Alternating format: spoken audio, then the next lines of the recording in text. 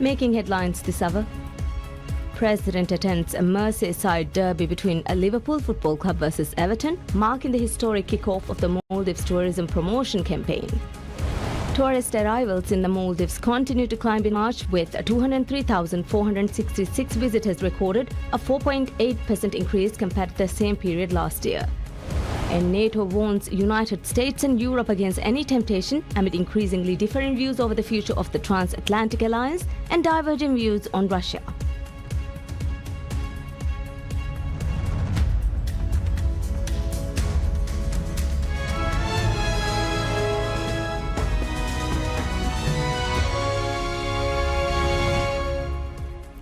Bismillahirrahmanirrahim.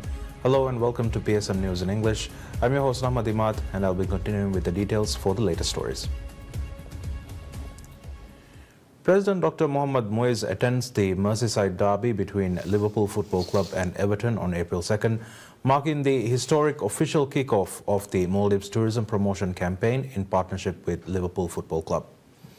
The initiative is a co-branded collaboration between Liverpool FC and the Maldives Marketing and Public Relations Corporation Limited (MMPRC). On 13th March, MMPRC announced its partnership as the official tourist destination partner of Liverpool FC. This collaboration launches a global campaign spanning 3.5 years designed to amplify brand visibility and inspire more travelers to visit the Maldives. While enhancing brand visibility is a key aspect, the partnership also aims to increase visitor arrivals, strengthen global presence, and generate substantial economic benefits for the Maldives. Further strengthening this initiative, MMPRC launched an extensive outdoor campaign in the UK on 27th March to attract visitors through its partnership with Liverpool FC. This 3-month campaign utilizes high-impact outdoor and digital advertising across key locations in the UK. The campaign features over 100 fully branded taxis in London, as well as advertisements on buses, the London Underground, major airports and business class lounges, ensuring maximum exposure to potential travellers.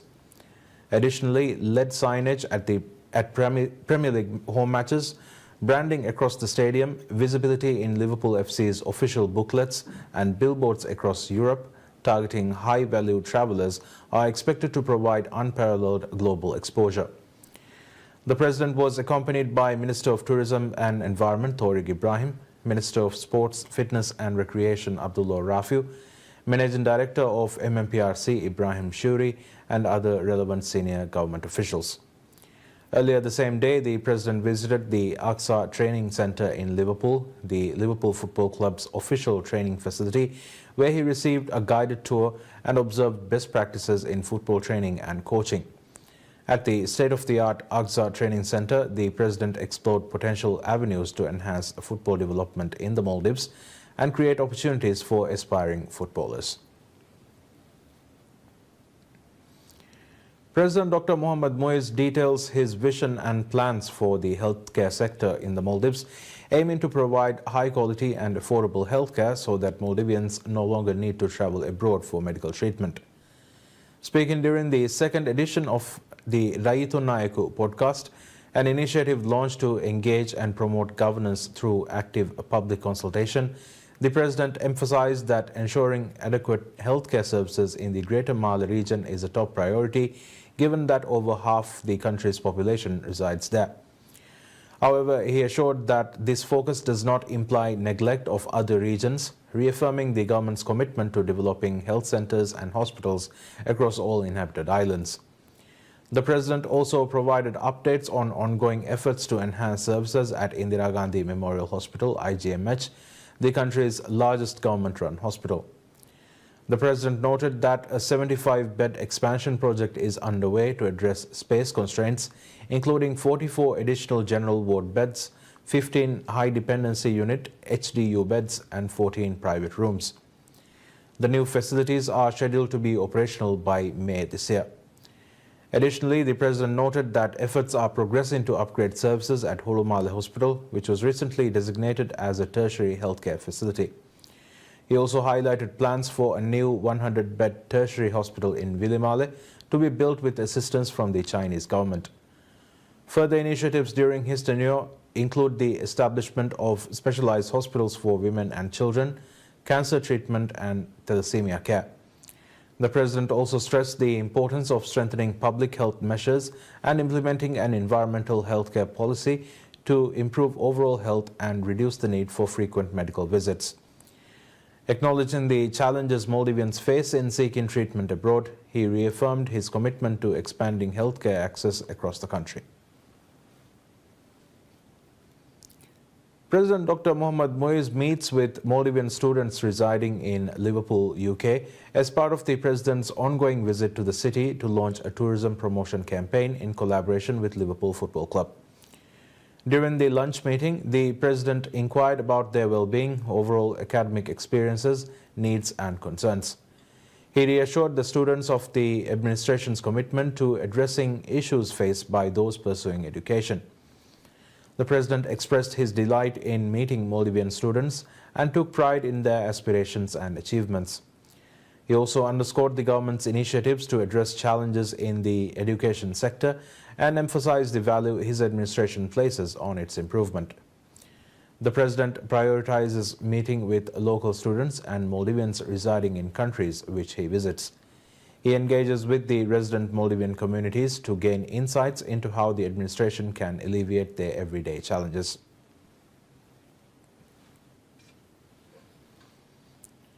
Ministry of Tourism and Environment reveals that tourist arrivals in the Maldives continued to climb in March, with 203,466 visitors recorded, a 4.8% increase from the 194,227 who visited during the same period last year.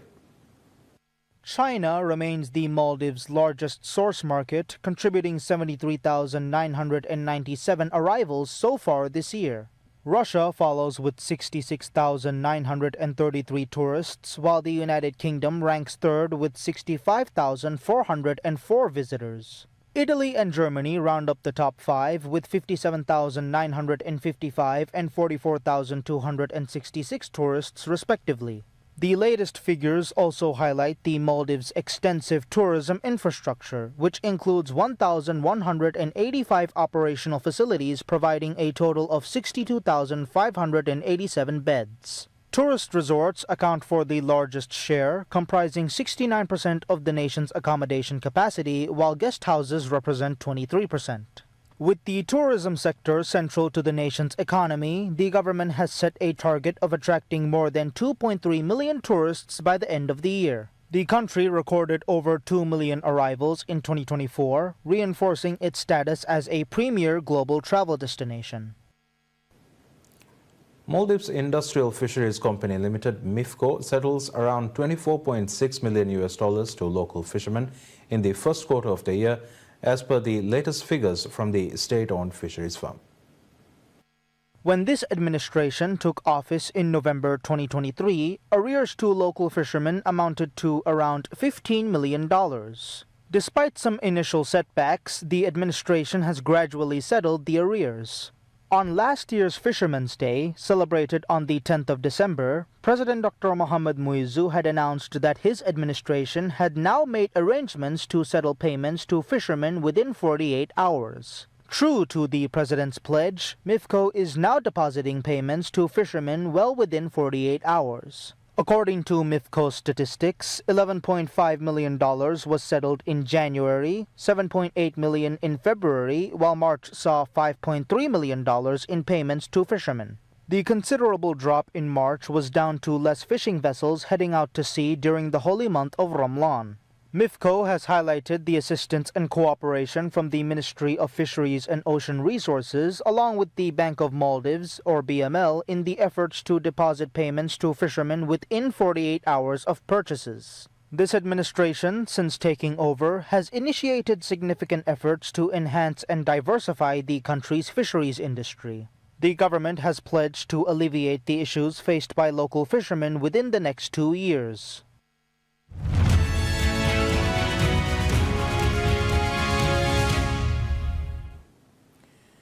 The Australian cattle industry stands resolute after the US announced a 10% tariff on Australian goods. In comments outside the White House, U.S. President Donald Trump singled out Australian beef, which saw a surge in exports to the United States last year, reaching 4 billion Australian dollars or 2.51 billion US dollars amid a slump in U.S. beef production. Cattle Australia Chair Gary Edwards said that U.S. consumers would pay the price for the tariffs on their burgers and steaks and that the short-term impact on Australian farmers would be very, very minimal. Ultimately, in the short term, it's likely to have very, very minimal impact. It is causing some disruption in delivery of product from Australia to the US. The regularity of those deliveries over the last few weeks has been interrupted while we waited for this announcement. It'll be interesting to see how quickly they seek to remedy that, because they are completely reliant on our grass-fed beef and some of our high-quality grain-finished beef to meet the requirements of their domestic consumers. Australia banned U.S. fresh beef products in 2003 due to the detection of bovine spongiform encephalopathy, or BSE, otherwise known as mad cow disease, in U.S. cattle. BSE poses a risk to human health and has never been detected in cattle in Australia. They have market access already to Australia. They have simply chosen not to meet the compliance requirements. We are not going to give up, and we're not going to diminish our biosecurity requirements to protect our industry, to protect our country, just to allow additional products through a different pathway. So they have access. They're just choosing not to do it. And they're choosing not to do it because they're a net importer of these type of commodities, not an exporter. They simply don't have enough beef, even if they wanted to export, to bother about exporting to this country.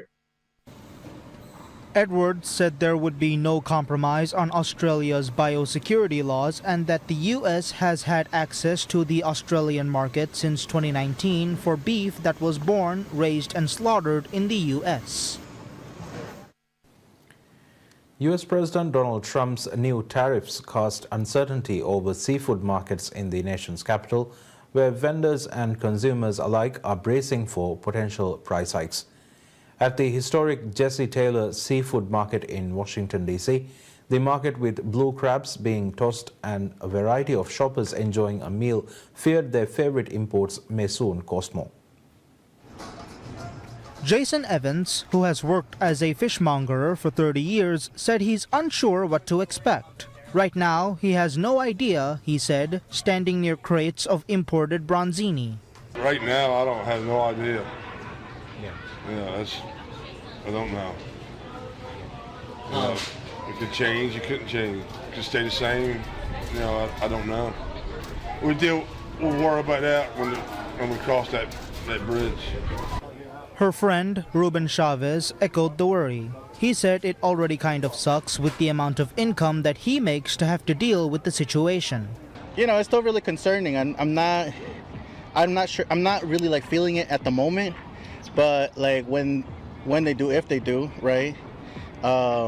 It's gonna be concerning. Things are already rising. There's already inflation and all that kind of stuff. So I don't really want there to be other price hikes. It already kind of sucks to with the amount of income that I make to have to deal with that. President Donald Trump said on April 2nd that he would impose a 10% baseline tariff on all imports to the U.S. and higher duties on dozens of other countries, including some of the United States' biggest trading partners, deepening a trade war that has rattled global markets and bewildered U.S. allies.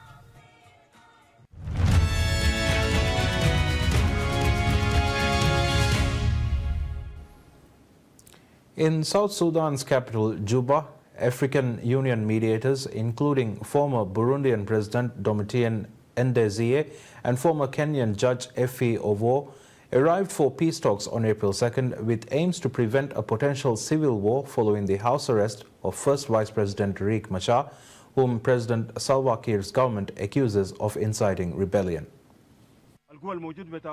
The ongoing tension has been heightened by recent skirmishes in the Upper Nile state between the military and the White Army militia, previously allied with Machar during the 2013-18 war. I, Brigadier General Gabriel Bol Anwer, serving as the Commander for Mobilization and Organization in SPLA-IO, officially declare on behalf of the forces under my command our withdrawal from the SPLA-IO faction led by Dr. Riek Machar and fully align ourselves with the South Sudan People Defense Forces.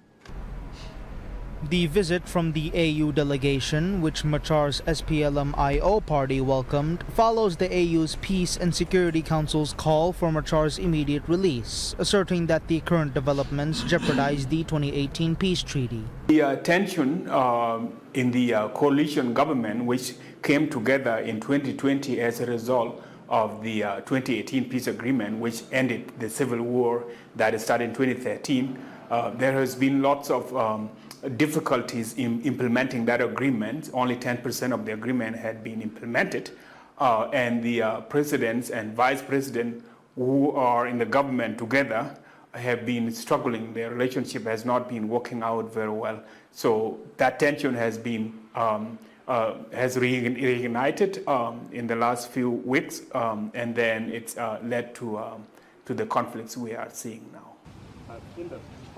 Kiir's maneuvers are seen as an attempt to consolidate his power amid internal political discontent and the spillover of the war in neighboring Sudan.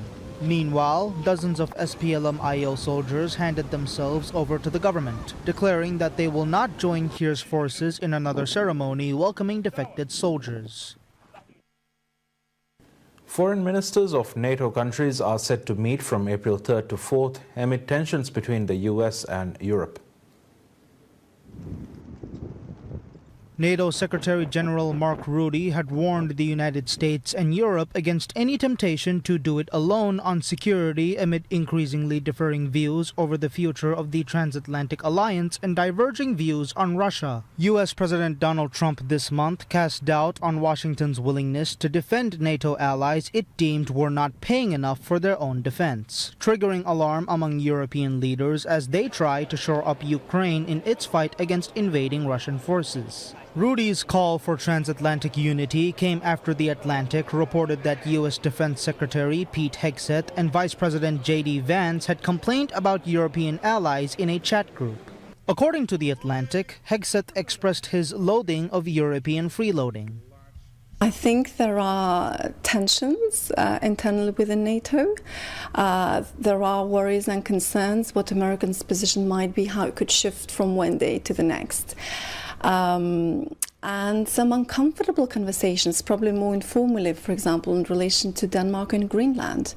At the same time, I do know that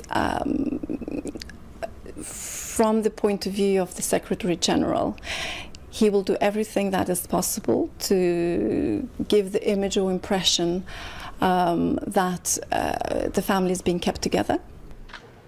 A number of European countries, including Germany and Britain, have announced plans to hike defense spending as Trump seeks a rapprochement with Russian President Vladimir Putin in his efforts to end the three-year-old war in Ukraine. Germany's likely next chancellor, Friedrich Merz, has questioned whether NATO will remain in its current form by the time of a NATO summit in The Hague in June. It's been a brutal shock for the Europeans to see that under Trump administration, there is no guarantee of America's continued support to Ukraine. There is no guarantee that they would uphold, in fact, Article 5, because it seems that Americans are making it conditional upon the size of defense spending. The very fact that they discontinued intelligence sharing with Ukraine or military aid, at least at interim, was also a very powerful message to the rest of Europe. Trump has said NATO members should spend 5% of their gross domestic product, or GDP, on defense, a significant increase from the current 2% target and a level that no NATO country, including the United States, currently meets.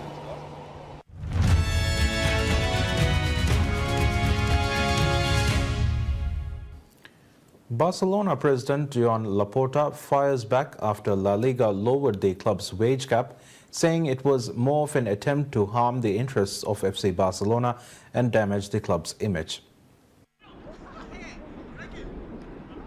La Liga lowered the wage cap after it said the club's recently revised accounts did not match the end-of-year figures from its previous auditor, which included a 100 million euros or $108.15 million transaction. The previous accounts included proceeds from the sale of VIP seats in the renovated Camp Nou, which allowed Barca to comply with La Liga's financial fair play rules and extend the registration of players Dani Olmo and Pau Victor. La Liga said in a statement it will file a complaint against Barcelona's previous auditors who approved the club's accounts as the new auditors, the third Barca have had in 3 months, disagreed with the criteria used to include the transaction.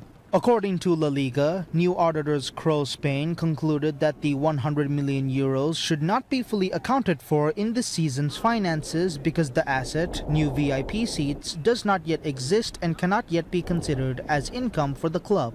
It added that based on its accounts, Barcelona do not have the capacity to register Olmo and Victor. Speaking to journalists ahead of his club's Copa del Rey semi-final, second leg at Atletico Madrid, which is level at 4-4, Laporta said the club intended to fight back. Barcelona, who have struggled in the last few years to comply with La Liga Financial Fair Play or FFP rules, signed Olmo and Victor in the close season, but with the club unable to meet the wage cap they were registered for the first half of the campaign only.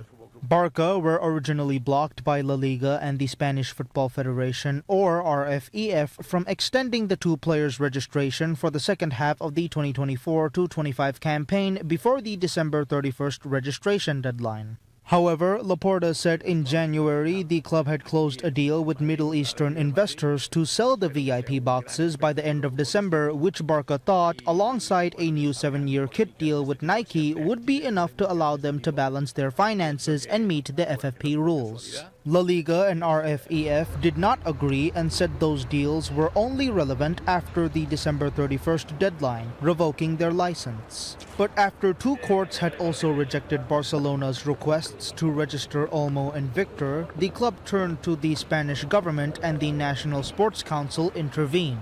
The CSD upheld Barcelona's appeal and allowed the club to provisionally register the pair, stating that professional athletes have the right to a sporting career in accordance with their potential with guarantees and certainty.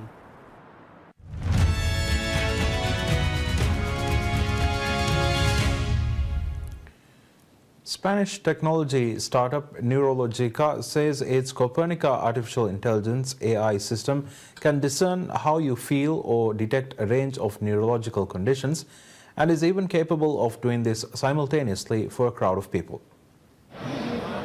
Neurologica hopes to advance emotional intelligence in AI, enhancing the way machines understand and interact with humans. Our mission here is just to try to humanize AI, to make AI more human, make the AI understand much better the communication with the human being, from the empathic point of view, from the emotional point of view, from the subjective point of view.